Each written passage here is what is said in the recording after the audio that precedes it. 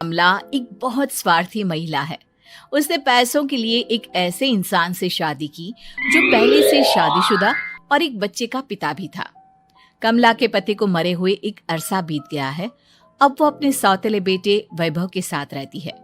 वैभव के दिल में अपनी माँ को लेकर इतना डर है कि वो अपनी माँ के सामने एक शब्द नहीं बोल पाता।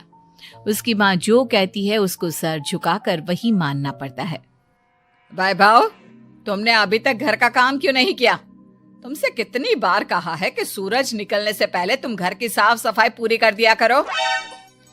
वैभव कुछ नहीं बोलता, चुपचाप सर झुकाए अपनी माँ की बात सुनता रहता है। तभी पास में खड़ा नौकर सुखराम कहता है, मालकिन, वैभव बाबा को रात से तेज बुखार है, इसलिए वो सुबह जल्दी उठ नहीं पाए। उनके बदले मैं घर की साफ सफाई कर देता हूँ। इसे कोई बुखार नहीं है। मैं इसे अच्छी तरह से जानती हूँ। ये सब काम न करने के बहाने हैं। सुखराम काका, बोल दो इसे, सारे घर का काम यही करेगा। और इससे समय पर अपना काम पूरा नहीं किया तो इससे आज का खाना भी नहीं मिलेगा। मगर मालकिन, वैभव बाबा की सच में ही तबीयत खराब है, आप एक बार देख तो लीजिए। कमला बिना कुछ बोले वहां से चली गई और बेचारा वैभव तेज बुखार में भी काम करता रहा।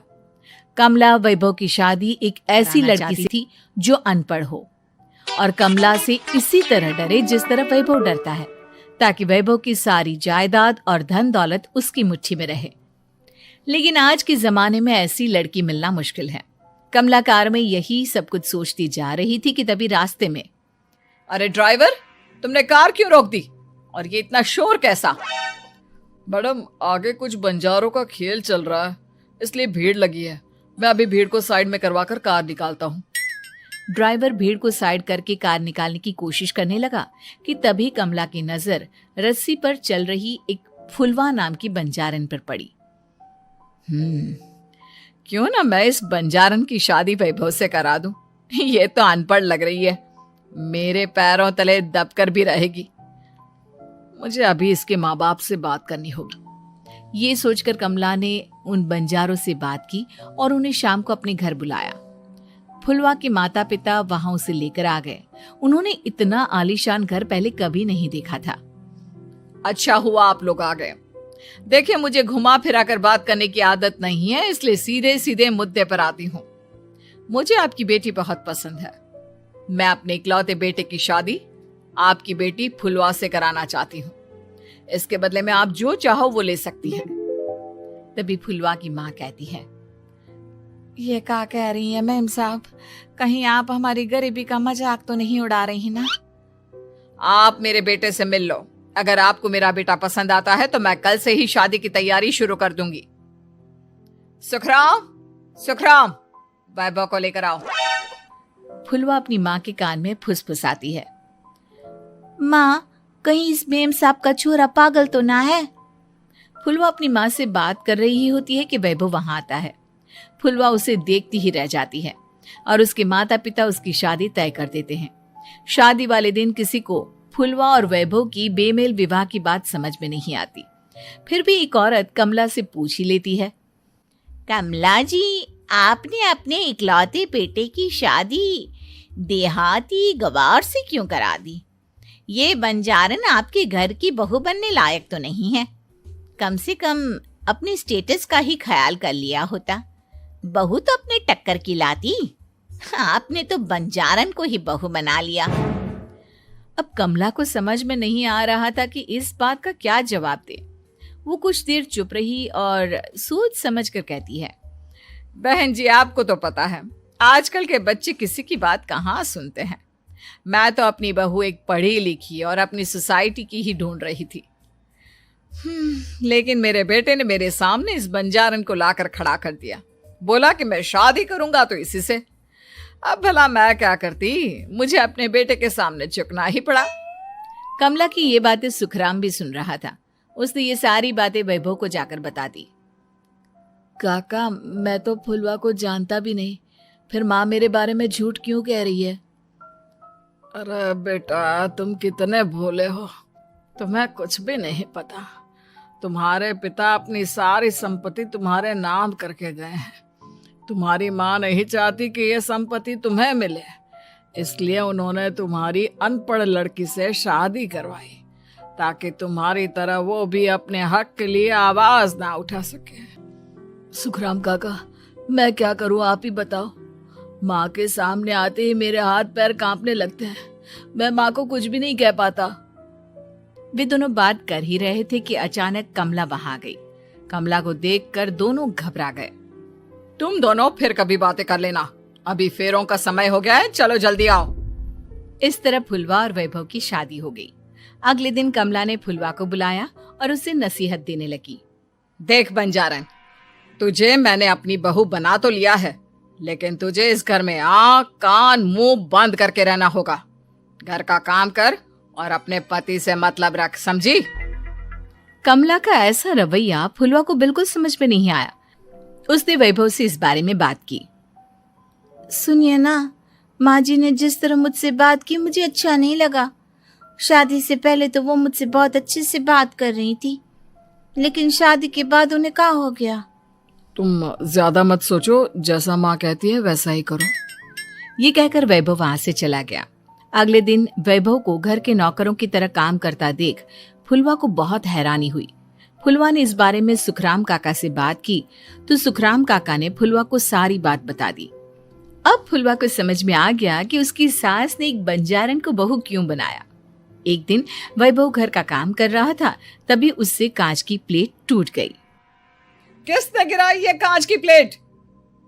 वैभव को वहां खड़ा देख कमला ने छड़ी से उसे मारना शुरू कर दिया। उसके पैर में कांच चुभ गया और खून बहने लगा, लेकिन फिर भी कमला उसे मारे जा रही थी। ये देखकर फुलवा ने कमला के हाथ से छड़ी छीन ली और तोड़कर फेंक दी। बंजारन, तेरी इतनी हिम्मत, तूने मेरे हाथ से छड़ी छीनी? कमला फुलवा को थप्पड़ मारने ही वाली थी कि फुलवा उसका हाथ पकड़ लेती है। ओ सस माँ, मैंने मॉम की गुड़िया ना समझ लियो। बंजारन हो बंजारन, ईंट का जवाब पत्थर से देना जानती हूँ। आज के बाद मेरे या वैभव जी के ऊपर हाथ उठाने की सोचियो भी ना, समझी ससु माँ? ये कहकर फुलवा वैभव को लेकर वहां से चली गई। उसने वैभव के पैर पर पट्टी बांधी, उसके आंसू पोंछे। वैभव ने पहली बार किसी के दिल में अपने लिए इतना प्यार महसूस किया। अब फुलवा वैभव का हर काम में हाथ बटाती, उसका बहुत ख्याल रखती। इस तरह दोनों बहुत ज्यादा नजदीक आ गए। वहीं दूसरी ओर कमला सारी जायदाद अपने नाम करने की साजिश करने लगी। और एक दिन, वैभव, जल्दी बाहर आओ। कमला की आवाज सुनकर वैभव और फुलवा अपने कमरे से बाहर आ गए। जी माँ, आपने बुलाया? ये ले, इन कागजों पर साइन कर दे। वैभव कागजों पर साइन करने ही वाला था कि फुलवा वैभव के हाथ से पेन छीनकर कहती है, ना वैभव जी, आप इस पर हस्ताक्षर नहीं करेंगे। आओ बंजारन, मैं तुझसे बात नहीं कर रही। ये बात मेरे और मेरे बेटे के बीच की है। चुपचाप पेन दे दे, नहीं तो तेरी खाल उधेड़ लूंगी। ससु माँ, बंजारन की खाल इतनी भी ढीली ना होवे कि कोई भी उधेड़ लेवे। जो यकीन ना आता हो तो देख ले उतार के। और हाँ, बंजारन जरूर हूँ पर अनपढ़ ना हूँ। मैंने भी पता है कि किसी भी कागज पर साइन करने से पहले उसे अच्छी तरह पढ़ लेवे हैं। पेन देती है या नहीं? ये कहकर कमला फुलवा को मारने आई तो फुलवा ने कमला को धक्का दे दिया और वो नीचे गिर गई। कमला डरकर वहां से भाग गई। अब फुलवा ने वो कागज उठाए और वैभव के साथ सीधा वकील के पास चली गई। वकील ने वो कागज देखे और फुलवा को बताया, वैभव के पिता की सारी जायदाद और संपत्ति वैभव के नाम है, लेकिन वैभव की सौतेली माँ इस संपत्ति को अपने नाम कराना चाहती है, इसलिए इन कागजों पर वो साइन करा रही थी। तो अब हमें क्या करना चाहिए वकील साहब? वकील ने फुलवा और वैभव को सब कुछ अच्छी तरह से समझा दिया। अब दोनों घर पर पुलिस को लेकर पहुंचे। कमला पुलिस को देखकर घबरा गई। पुलिस ने कहा, आपके नाम की कंप्लेंट हुई है, आपको हमारे साथ थाने चलना होगा। कंप्लेंट? कैसे कंप्लेंट? आप अपने सौतेले बेटे पर बहुत अत्याचार करती हो, धोखे से सारी जायदाद अपने नाम करा रही थी। अब नहीं इंस्पेक्टर साहब, जरूर ये मेरी बहू की कोई साजिश है, इसने गलत कंप्लेंट की है। मैडम, शिकायत आपकी बहू ने नहीं बल्कि आपके बेटे वैभव ने की है। कमला वैभव का नाम सुनकर दंग रह गई। जिस बेटे ने कभी उसके सामने सर नहीं उठाया था, आज वही बेटा उसके सामने पुलिस को लिए आया है। वैभव, तुम्हारी इतनी हिम्मत कि तुम पुलिस को ले आए? हाँ माँ, मैं लाया हूँ पुलिस को, और मेरे अंदर इतनी हिम्मत कभी ना आती अगर फुलवा मेरा साथ ना देती। आपने बंजारन बहू को लाकर अपने ही पैर पर कुल्हाड़ी मारी है माँ। मैडम, अब की बात खत्म हो गई हो तो चलो हमारे साथ। वैभव, मुझे माफ कर दो, मुझे थाने मत भेजो।